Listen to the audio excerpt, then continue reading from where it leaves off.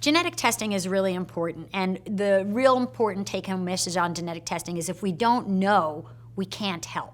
You know, what is your DNA telling me? Do you have a risk for breast cancer in the other breast? Do you have a risk of ovarian cancer? Is there a concomitant risk of colon cancer? Genetic testing is in its infancy, and I always tell patients, you've just gotten diagnosed with breast cancer.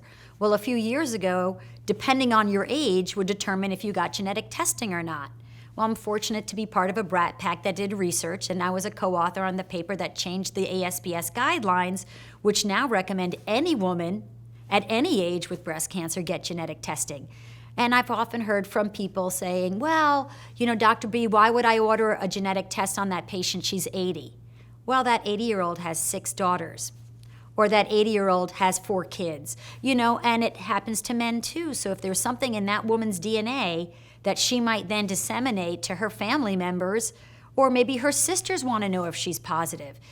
There's the ripple effect. And if we get the answers, we can help people. We can educate them. We can say, well, you're at risk for breast cancer and at risk for ovarian cancer, and that needs to be addressed. The more we know, the more we can take action.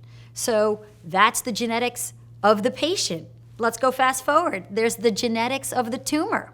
We can now do genetic testing of the tumor to tell us, is there a benefit from chemotherapy? Is there not a benefit from chemotherapy? And looking at that, rather than back when I started, if you had cancer and it was invasive, you got chemotherapy. And when you need it, it's great.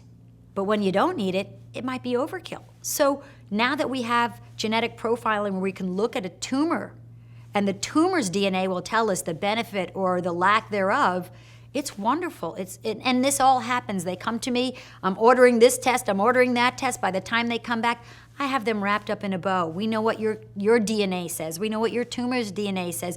We know what your med-onc thinks. We know what the radiation doctor is thinking. There's this whole team. And then a lot of these answers are still in limbo because we need the surgical path.